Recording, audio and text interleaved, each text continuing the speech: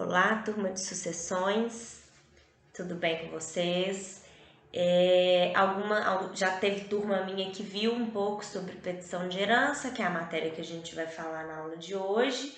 Aqueles que já viram o conteúdo e que não tem mais nenhuma dúvida, podem ficar à vontade para pular. E aqueles que ainda não viram o conteúdo, eu convido-lhes a assistir esse vídeo, que tem o intuito de complementar a parte escrita que eu já passei para vocês, tá bom? Então vamos começar a falar um pouquinho sobre petição de herança. O que significa petição? Petição é um pedido, não é?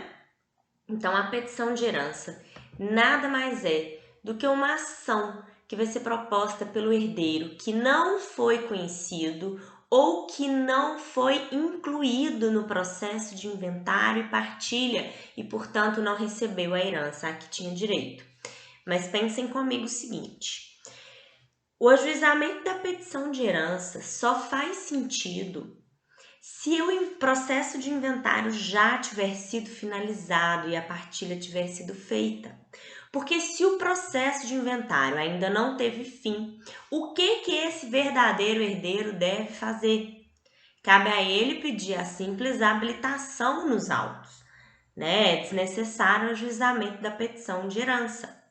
Agora, por outro lado, se o processo de inventário já tiver sido finalizado, já tiver sido feita a partilha de bens, esse herdeiro precisa da petição de herança e lembrem-se, ele deve cumular o pedido com a nulidade da partilha anteriormente feita, de modo que os bens que foram entregues, eles serão devolvidos, eles serão passados de novo para o monte e eles serão repartilhados aí com a inclusão do herdeiro, ok?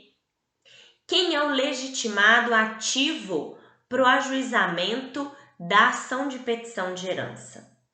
O verdadeiro herdeiro, né? Aquele que foi excluído da sucessão ou que, quando da partilha, ainda não era conhecido. E o legitimado passivo é aquele que indevidamente que esteja com os bens da herança. Né? Então, por exemplo, quem possui indevidamente os bens da herança, quem viola os direitos do autor, possuindo sem título esses bens. Eu consigo trabalhar com a ideia de uma ação sendo ajuizada por descendente contra o ascendente, por irmãos em desfavor de outros irmãos, contra o sucessor legítimo, né, ou testamentário por aquele excluído, contra o indigno e por aí vai. E não se esqueçam que o prazo para o ajuizamento dessa ação é o prazo prescricional de 10 anos, que é a nossa regra geral do Código Civil.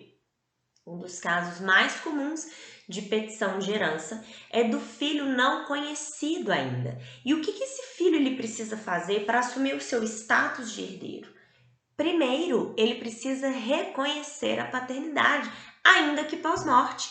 Reconhecida essa paternidade, aí sim ele pode pleitear a participação na sucessão de seu pai ou da sua mãe. E nesse caso, a terceira turma do STJ já se manifestou em relação ao prazo prescricional, entendendo que o prazo de 10 anos ele terá início a partir do reconhecimento da paternidade, ok? É importante que vocês saibam o que acontece quando da venda de um bem a terceiros de boa fé. O terceiro de boa fé, ele adquire um bem de um herdeiro aparente sem saber que aquele herdeiro não é o herdeiro que deveria de fato possuir aquele bem. O que vai acontecer nesses casos? Como eu estou trabalhando com venda a terceiro de boa fé, os direitos desse terceiro serão preservados e ele não será prejudicado, ele não deverá devolver esse bem. Mas isso não significa que o herdeiro aparente não tenha que restituir os bens. O herdeiro aparente tem sim, e ele ainda responderá por perdas e danos, ok?